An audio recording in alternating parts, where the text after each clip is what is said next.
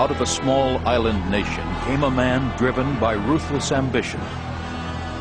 At his zenith, he would rule over 70 million people and transform the face of Europe. Warrior, emperor, despot, he rode the tiger of revolution to become one of the most admired and reviled men in history, Napoleon Bonaparte.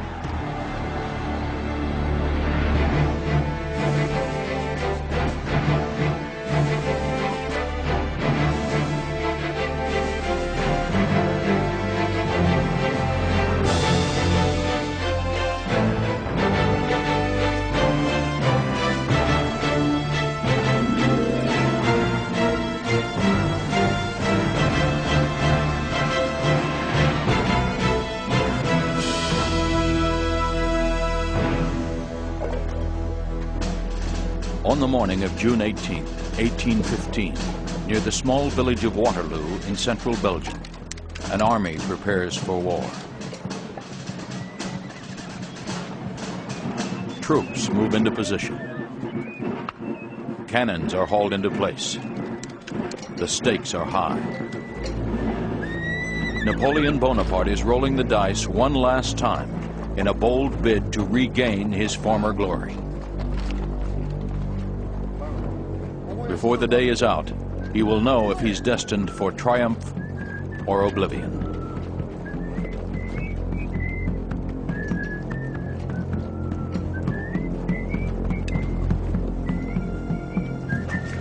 Napoleon's journey to Waterloo began 46 years earlier on the fiercely independent island of Corsica, recently annexed by the French.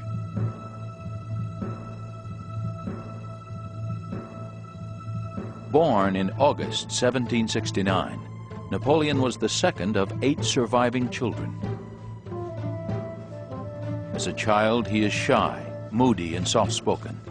Still, his parents have high hopes for their young son. In 1799, at age 10, he's enrolled in the French military school at Brienne. There, his schoolmates mock and make fun of his small size and thick Italian accent, a memory that will haunt Napoleon and shape his character in the years to come.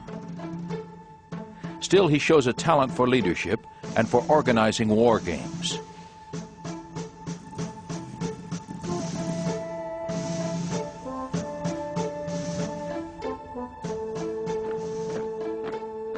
At 15, Napoleon transfers to France's most prestigious military academy, the École Militaire in Paris. A year later, he graduates 42nd in a class of 56.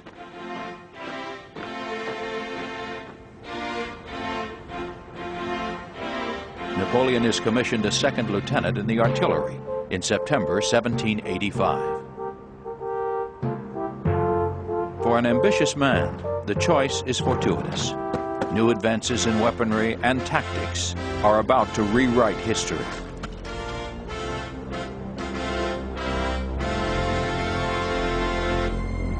Already an expert in maneuvering field guns and commanding a detachment, Napoleon will show a genius for pitting the firepower of cannons against the manpower of an army.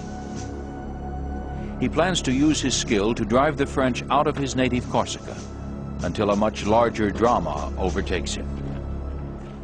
The first wave of revolution sweeps through France, and one of the great debates of the age, monarchy versus democracy. On one side sit a privileged few, living in the lap of luxury as they have for centuries. Noblemen and aristocrats are indifferent to the suffering of thousands of their countrymen who've died of poverty and starvation. On the other side, philosophers, like Jean-Jacques Rousseau, are spreading radical new ideas about human rights and rallying around the cry, liberty, equality, fraternity. For Napoleon, liberty means freedom for Corsica, equality, the fast track to promotion. But while he embraces the ideals of the revolution, he is no anarchist.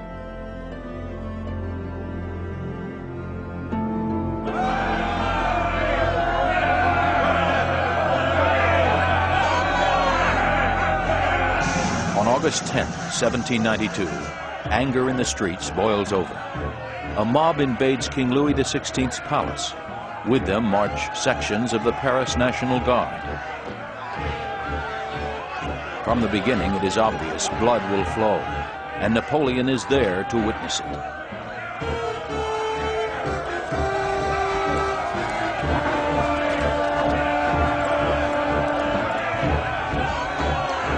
He sees the king's personal Swiss Guard form up to defend the palace.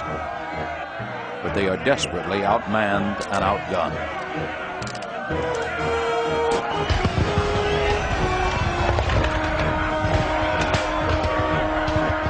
Louis and his wife, Marie Antoinette, are dragged away to prison. The despised monarchy has come to an end. Now the rebels go berserk, venting generations of hatred. They mutilate the corpses of the Swiss Guard, cutting off their ears and genitals.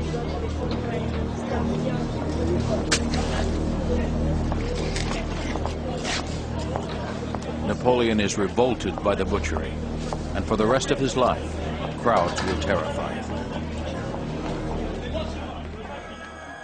But the worst is yet to come. In 1793, Louis XVI and Marie Antoinette are marched to the guillotine.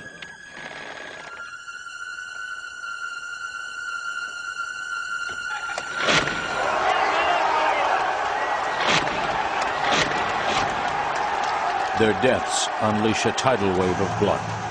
Over the next year, during the Reign of Terror, 250,000 people will be slaughtered. The killing triggers the new republic's first crisis, civil war. Thousands of officers resign their commissions. Seizing the opportunity for advancement, Napoleon pleads for loyalty to the government and the revolution. Fraternité, égalité, liberté, être toujours les meilleurs. His allegiance will not go unnoticed. By the summer of 1793, France is at war with itself and most of Europe. For months, the government has been trying to eject French royalists and 18,000 combined Spanish and British troops from the great naval arsenal at Toulon. Napoleon is in command of the artillery. Nous sommes ici. Contre l'ennemi, les Anglais, ici. But his superiors are skeptical when he maps out an unorthodox plan to lay siege to the harbor instead of the town. He proposes to use land-based artillery to pound the British ships with hot shot, preheated cannonballs turned into flaming incendiaries.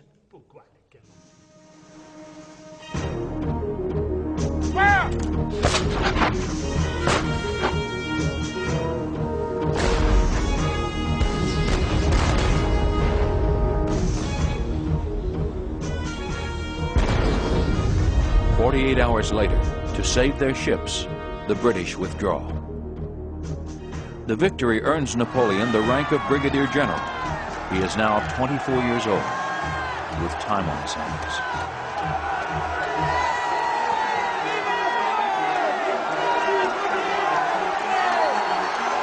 He will not be summoned again until October 1795, when 30,000 royalists, fed up with the new regime, stage a coup.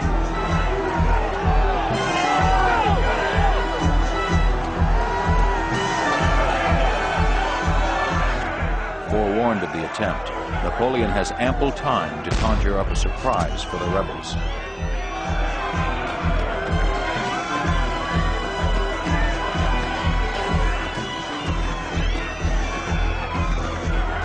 As they surge forward, he rakes them with what he calls a whiff of grape shot, clusters of small iron balls fired at point-blank range.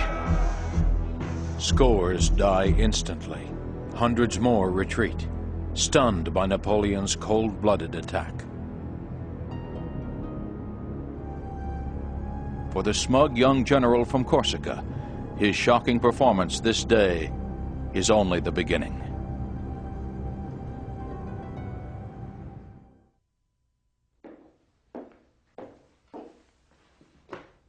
By the age of 26, Napoleon Bonaparte has ridden the tide of revolution to the pinnacle of success. Entrez.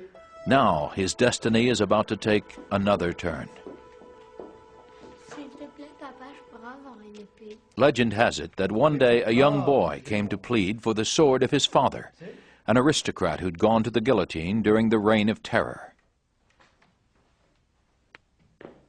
With him was his mother, Josephine de Beauharnais. Au-dessus du tout. D'accord? D'accord? Tiens. Merci, mon général.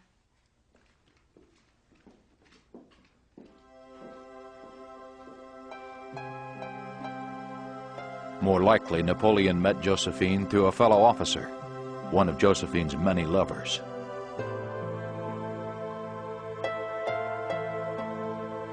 Whatever the circumstances, Napoleon is completely smitten. Passionate and worldly, Josephine dazzles him with her elegance and charm. Against the advice of her lawyer, who thinks Napoleon has nothing to offer but his cape and sword, she agrees to marry him.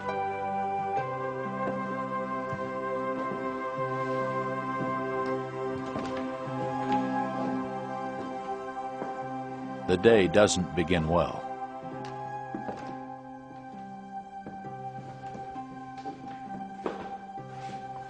Napoleon is 3 hours late for his own wedding.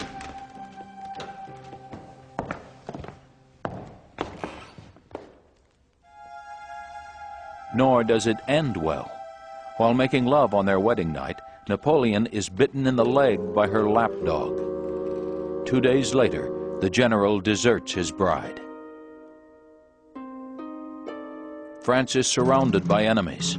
Afraid the spirit of revolution will spread, Britain is spoiling for a fight.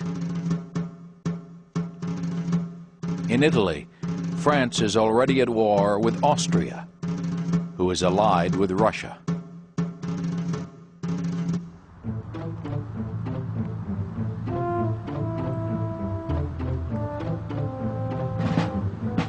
Two weeks after his wedding, Napoleon arrives in Italy to find an army of 37,000 men in tatters.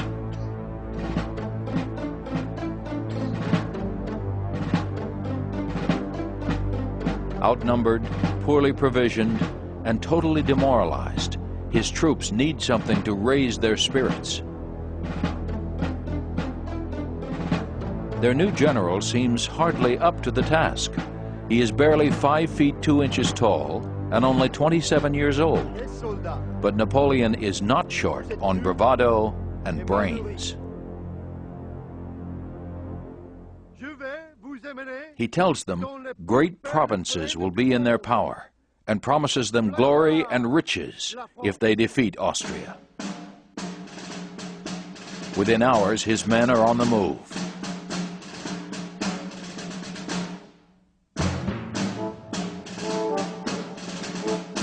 With few supplies to slow them down, they march with lightning speed through Italy.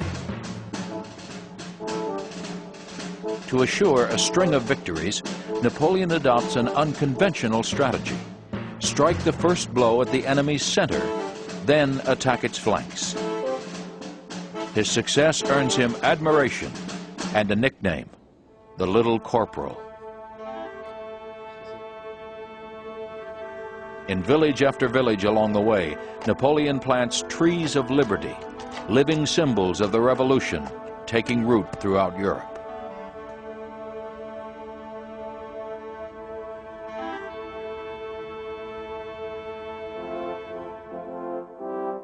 By April 1797, Napoleon has driven the Austrians back to within 75 miles of Vienna and secured an armistice.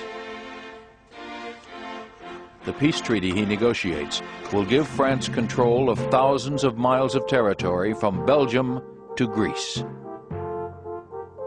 Napoleon has defeated an empire and changed the map of Europe. He has risen to the top of France's ranks. All that's left to conquer is Great Britain.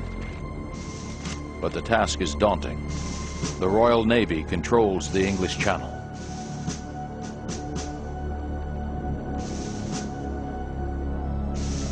Not wanting to risk disaster, the French dredge up an old plan for invading Britain indirectly.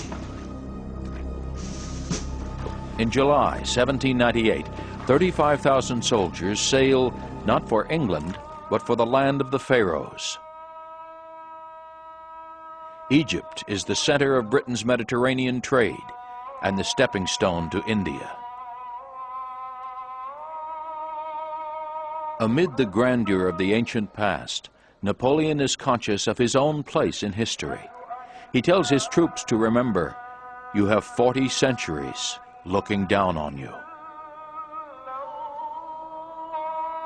To the Ottoman Turks who rule Egypt, the French are infidels.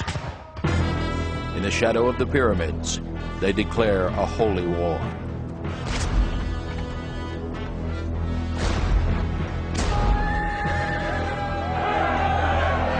But their outdated tactics are no match for Napoleon's well-disciplined army. While in Egypt, Napoleon had a secret agenda.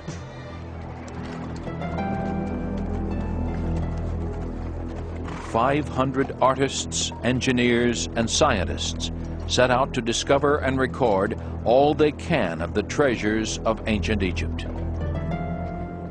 Among them is the Rosetta Stone, the priceless key to deciphering the hieroglyphs and the history of the pharaohs. But despite its considerable allure, Egypt proves a deadly trap.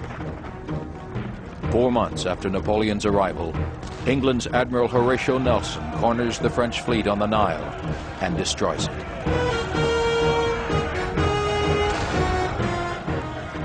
Devastated, homesick, and riddled with bubonic plague, the army is stranded in the desert for another year.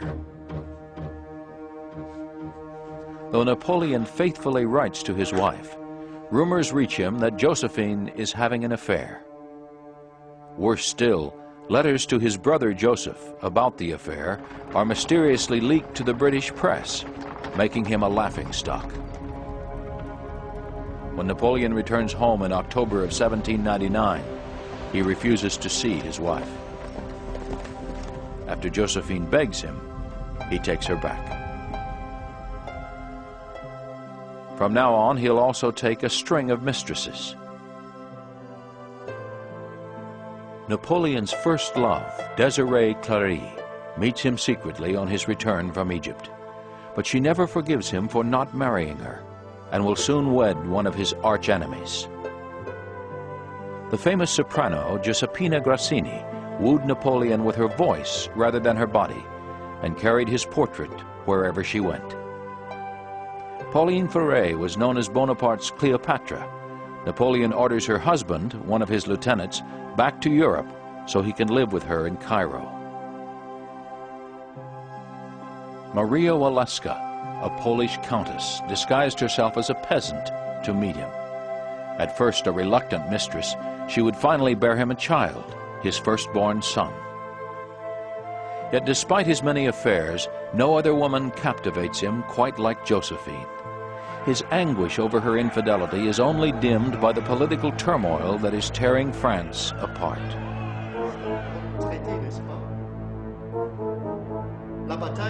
Napoleon's old allies, including his brother Lucien, stage a coup.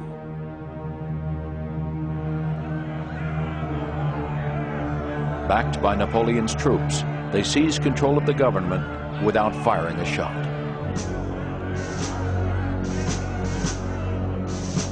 Within a month, the ideals of the French Revolution will be swept away, and the leadership of France will fall on the shoulders of one man. In February 1800, the dictatorship of Napoleon begins. After years of war and regimes riddled with corruption and incompetence, Napoleon's first task is to restore order. He streamlines the government, turning it into an efficient military machine. He straightens out the country's finances by creating the National Bank of France. He simplifies the legal system with a new set of civil laws, the Code Napoleon, regulates virtually every aspect of life. Though not a believer, he reopens the churches, banned during the Revolution. But what the people want most is peace, and France's old rival, Austria, is once again on the move.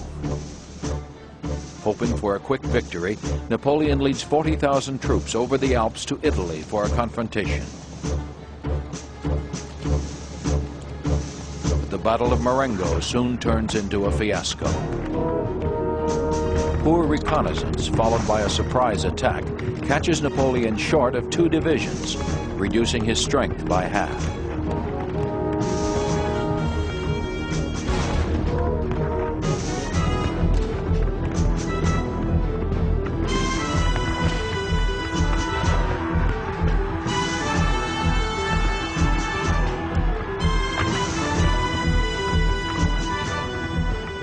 The French barely escape defeat. But in his dispatches to Paris, Napoleon distorts the truth. He calls it a crushing victory. Later, he will rewrite history and elevate the Battle of Marengo to the realm of legend. Napoleon had delivered on his promise to bring peace to France through victory. In 1802, a grateful nation appoints him head of state for life. A vote is taken to replace the Republic with an empire modeled after Charlemagne's 1,000 years earlier. Now Napoleon is only a step away from a throne. On December 2nd, 1804, at the Cathedral of Notre Dame in Paris, the coronation is held. Dressed in the sumptuous cloak of royalty, Napoleon has brought Pope Pius VII from Rome to preside. But at the crucial moment, Napoleon astounds the Pope by taking the crown out of his hands and placing it on his own head.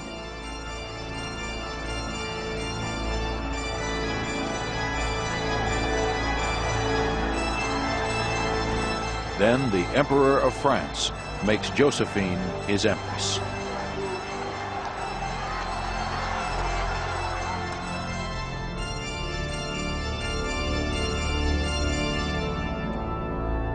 But not everyone is happy.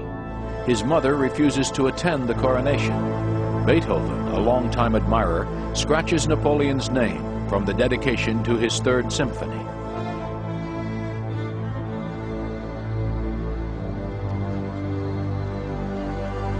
The self-styled Roman emperor is master of all France. But beyond the borders, his enemies still plot against him. In the days ahead, there will be little time to enjoy the throne.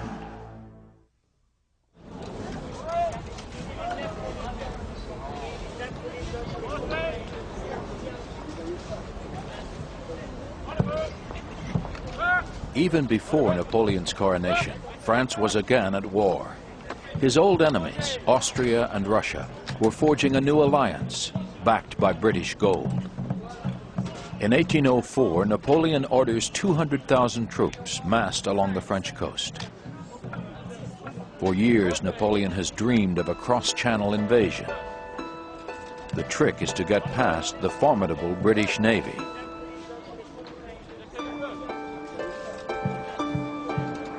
A 100 years ahead of his time, Napoleon seriously considers tunneling under the Channel and using hot air balloons to transport his troops.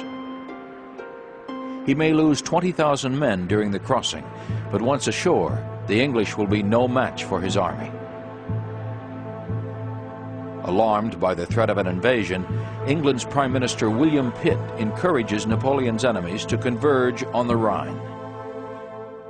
In August 1805, Austria and Russia advance on French Bavaria. To forestall an attack, Napoleon abandons his plans to invade Britain. Instead, he marches his troops from the Channel to the Danube River and renames them the Grande Armée. His goal is to stop the Austrians before they link up with the Russians. On October 20th, Napoleon surrounds the town of Ulm and captures 57,000 men without firing a shot. By now, the French are exhausted, and the Russians are closing in. But for Napoleon to halt or retreat is unthinkable. He is determined to lure his foes into a decisive battle. Near the small town of Austerlitz, he sets a trap.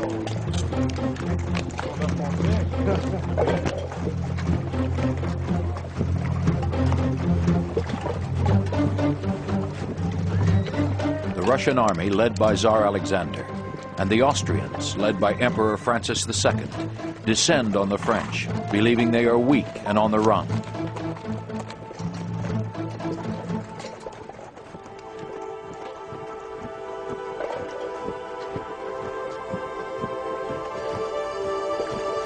But Napoleon is confident. He tells his staff, "Before tomorrow night, this army will be mine." In a flash of genius, he orders his troops to evacuate Austerlitz and the surrounding plateau at dawn.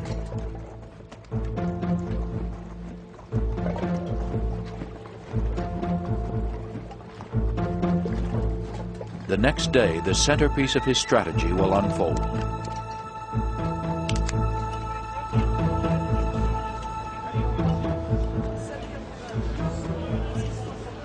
The eve of the battle coincides with Napoleon's first anniversary as emperor, and his troops stage an impromptu celebration.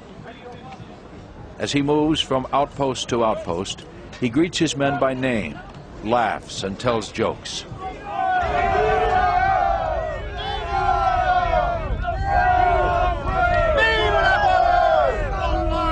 Soon, thousands are lighting torches, the now famous bivouac fires of Austerlitz, and cheering, "Vive la France!"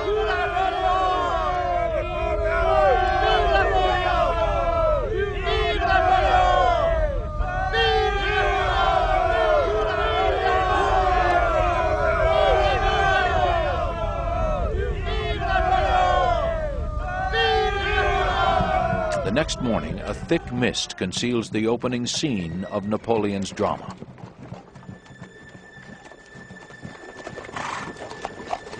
Then, as the sun rises and the fog lifts, the Russians see the French leaving.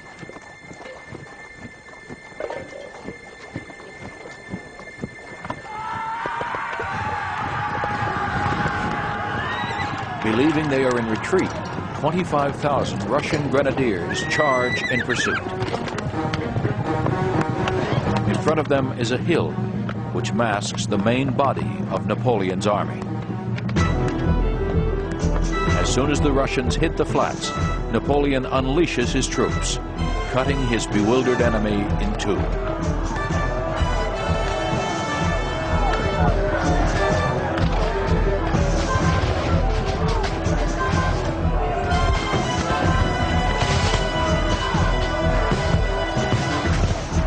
Napoleon crushed a formidable army and a dangerous alliance with one of the most brilliant maneuvers in military history.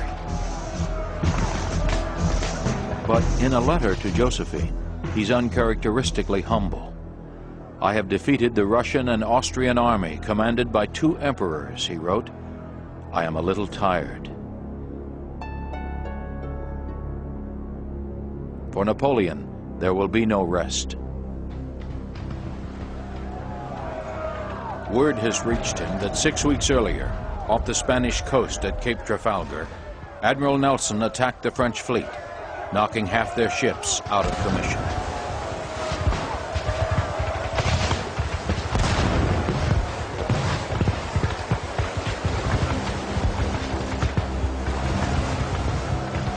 Nelson paid for his victory with his life and ended Napoleon's dream of invading England. He will have to settle for the continent. The French Empire now stretches 1,500 miles from the Atlantic Ocean to Central Europe. Ruling it becomes a family business. His brother Joseph is crowned King of Naples and later King of Spain. Louis, King of Holland. Jerome, King of Westphalia in Germany. Each takes Napoleon as his last name, proof of their loyalty to the emperor.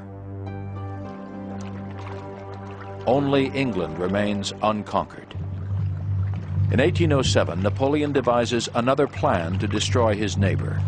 He puts an embargo on all British goods. But he needs Russia to make it work.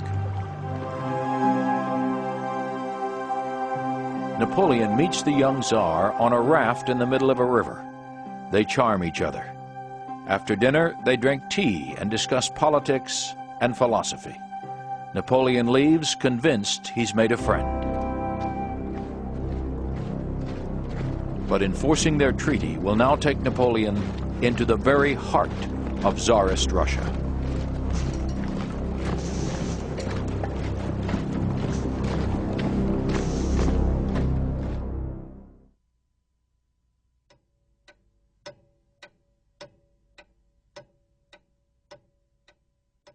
By age 40, Napoleon Bonaparte's empire has reached its zenith. He controls the destiny of 70 million people by force of will and personality. But without an heir, the empire is doomed.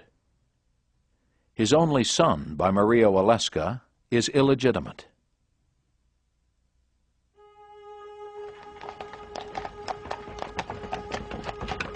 His marriage to Josephine has spawned countless rumors of infidelity, but no offspring. Ironically, after 13 years, she loves him more than ever. But after a terrible fall from a balcony years earlier, she's unable to bear children. One evening in the autumn of 1809, Josephine arrives at Fontainebleau to discover the door between her bedroom and her husband's walled up. Josephine is devastated. "I still love you," he says, "but politics has no heart."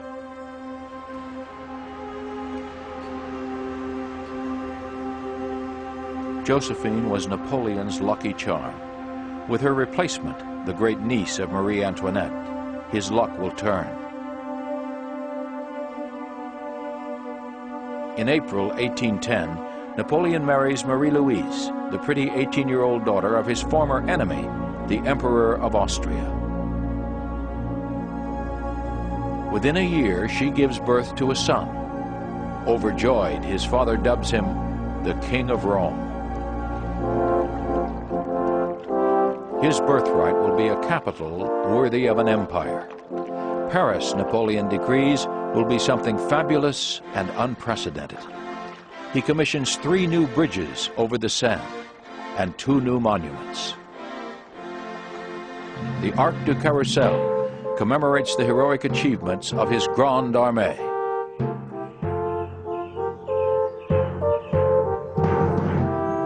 The Musée Napoleon in the Louvre houses all of the art treasures amassed during his campaigns.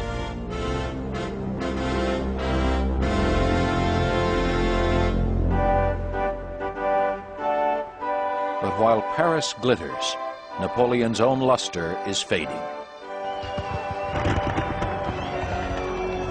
In a series of paintings, Francisco Goya documents the horrors of French occupation in Spain.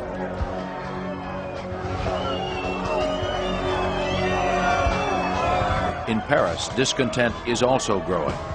Feeding Napoleon's ambitions has cost France untold millions and an appalling number of lives. Now, many believe the price is too high. After several assassination attempts, the pressure is mounting.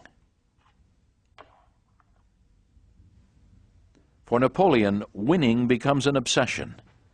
When he plays chess with his friends, he cheats.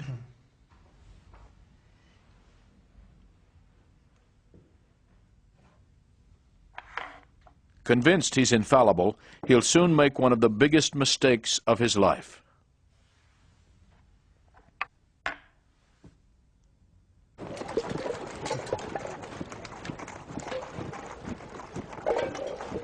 On June 23, 1812, Napoleon leads the largest army ever assembled in Europe across the Niemen River into Russia.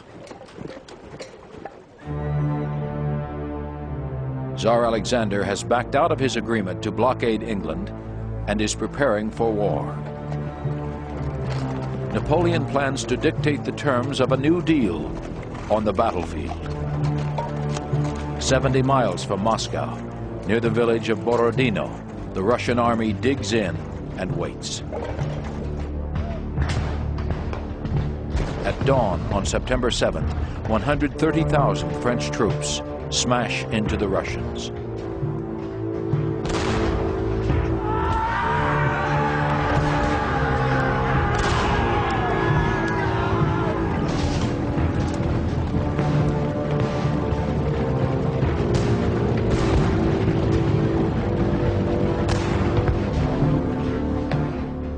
Finally, exhausted, the Russians withdraw. Napoleon has lost 30,000 men and 10 generals. His chief surgeon performs 200 amputations in 24 hours. The price was high, but the road to Moscow is open.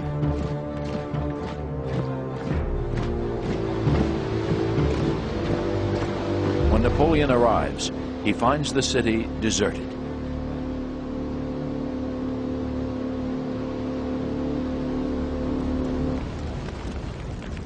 The next day, fire breaks out.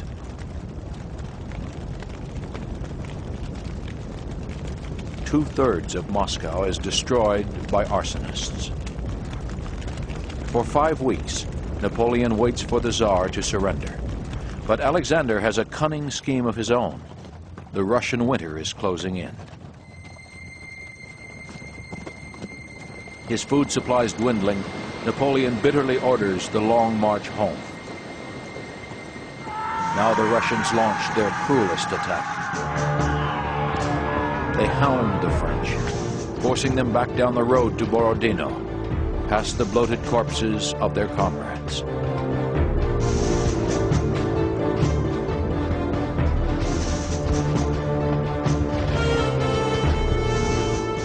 Temperatures plummet to nearly zero. Food runs out.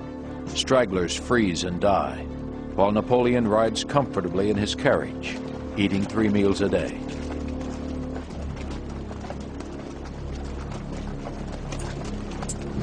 For the French, the campaign becomes a race to the Berezina River, which means Poland and safety.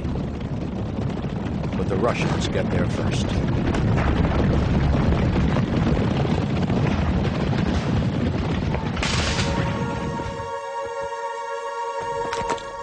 Napoleon will go home, the architect of one of the worst disasters in military history. His once grand army is in ruins. His empire is crumbling. His old enemies declare war. Soon the Allied forces of 5 nations will march into Paris. Napoleon's fate is sealed.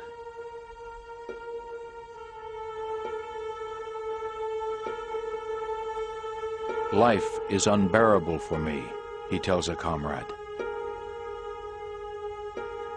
In his darkest hour, he contemplates suicide and asks his doctor to concoct a poison. The poison is strong enough to kill 2 men. But his body rejects it. Napoleon had wanted to leave life. Now instead, he must leave France.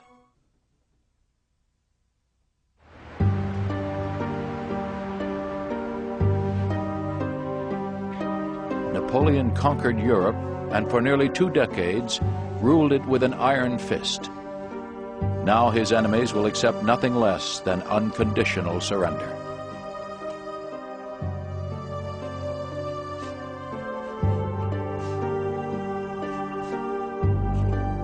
On April 6, 1814, a humiliated emperor abdicates.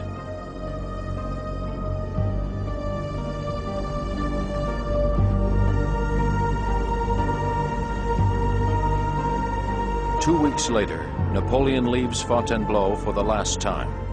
600 loyal troops and 4 cannons will follow him into exile. He is bound for Elba, a small island in the Mediterranean not far from his native Corsica. There he will be mocked as emperor and sovereign.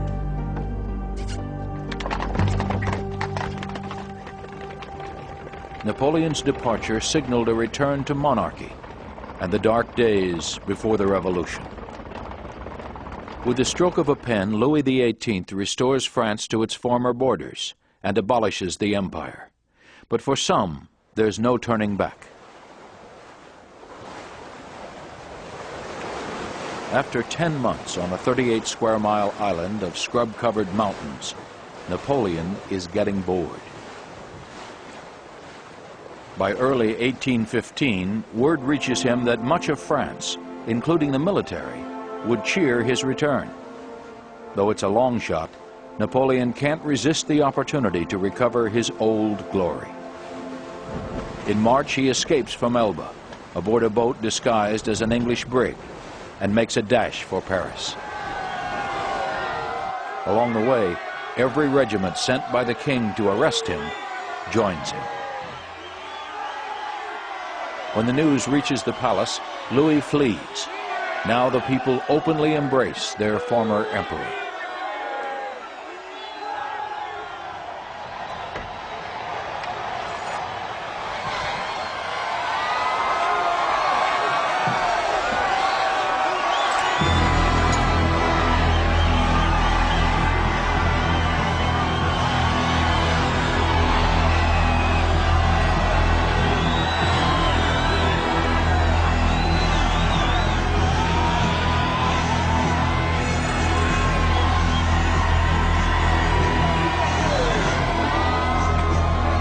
Napoleon promises to save France, to roll back the calendar to the days of the Revolution, to restore liberty, equality, and fraternity. Meanwhile, in Vienna, Napoleon's enemies have been busy carving up his empire. When news of Napoleon's return reaches them, they officially declare him an outlaw. Immediately, the Duke of Wellington heads for Belgium to join up with Field Marshal Gebhard Blücher and the Prussians. Although they outnumber Napoleon almost 2 to 1, Wellington is too smart to underestimate his opponent. Having Boney in command is worth 40,000 men, he remarks.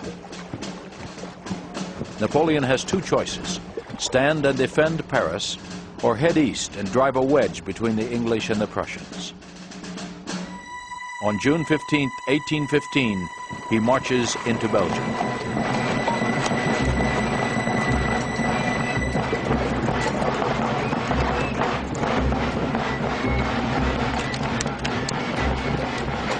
The next day, Napoleon attacks the Prussians on 2 fronts.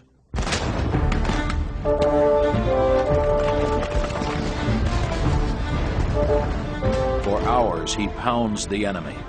But with his army thinned out, he can't clinch a victory.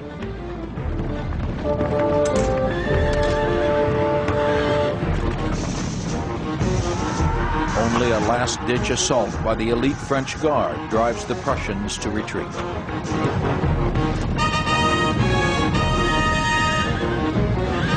That night, they head north to join Wellington, near the village of Waterloo.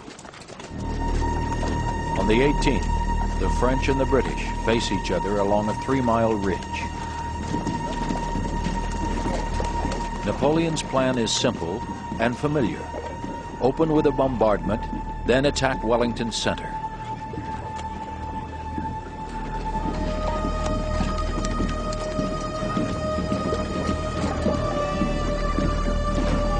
He ranges 4 divisions on the right wing and another 3 on the left.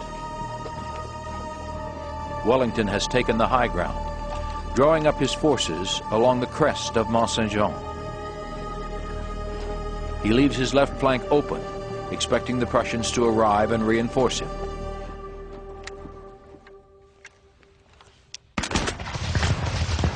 At 11:30 a.m., Gunfire signals the beginning of the Battle of Waterloo. 2 hours later, Napoleon launches the main attack.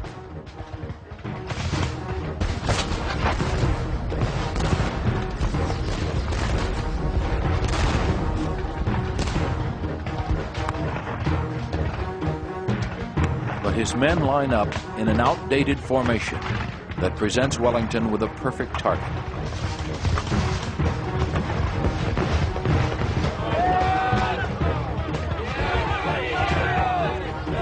5,000 are quickly cut down. Meanwhile, the Prussians are getting closer and closer. Napoleon has no choice but to hurl every last man at Wellington before they arrive. The first assault fails. Then his commanders order a cavalry charge.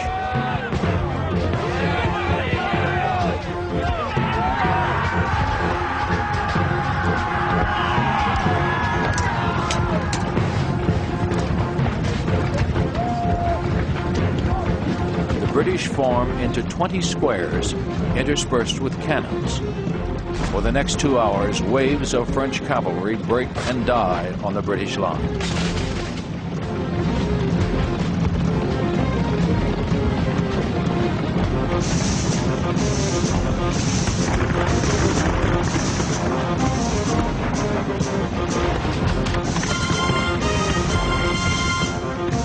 When the first group of Prussians arrives late in the afternoon, they attack Napoleon's right flank with fury. Still, the French fight bravely on, even breaking through Wellington's line before they're repulsed. Then a second group of Prussians appears out of nowhere. As if on cue, Wellington charges down the hill to meet them.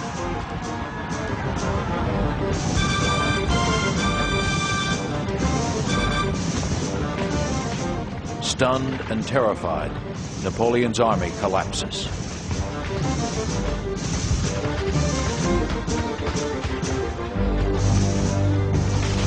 It cost Wellington 20,000 men to win the Battle of Waterloo.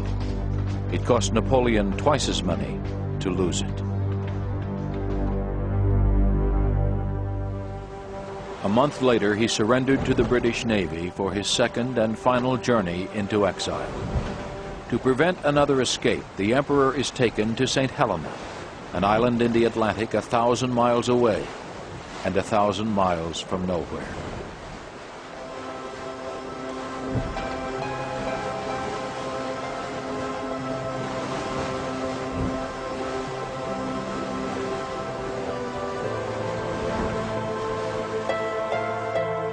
Napoleon did not like Longwood, his home on St. Helena.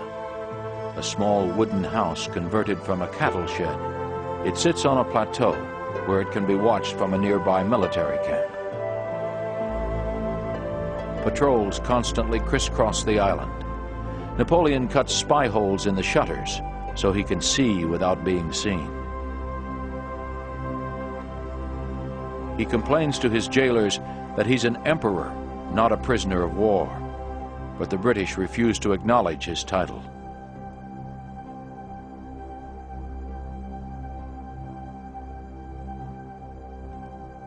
Après la bataille. Après la bataille. To pass the time, he writes his memoirs to his own advantage. He says of his renowned military genius, "I have fought 60 battles, and I have learned nothing that I did not know in the beginning." In the spring of his 6th year on St. Helena, his health deserts him. Racked by razor-sharp pains in his stomach, he dictates his last will and testament. In it, he expresses his wish to be buried on the banks of the Seine, amid the French people he loved so well. He died on May 5th, 1821. According to the autopsy, he died of cancer, but rumor has it he was poisoned by his British servants. Napoleon was buried in a valley on St. Helena. His aides fight over the inscription, and in the end, it's left blank. 19 years after Napoleon's death, King Louis Philippe petitioned England to return his remains to France. Today he lies in state at the military church Les Invalides in Paris, a fitting tribute to an extraordinary man.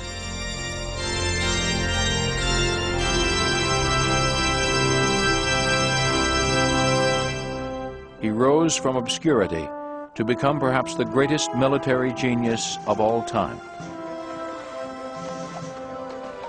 He marched an army of 500,000 men, 1,000,000 miles, and conquered a continent. He dragged a beleaguered nation out of revolution and transformed it into an empire. Passionate, ambitious, egocentric, he was also a visionary, a hero, a conqueror. He was Napoleon Bonaparte.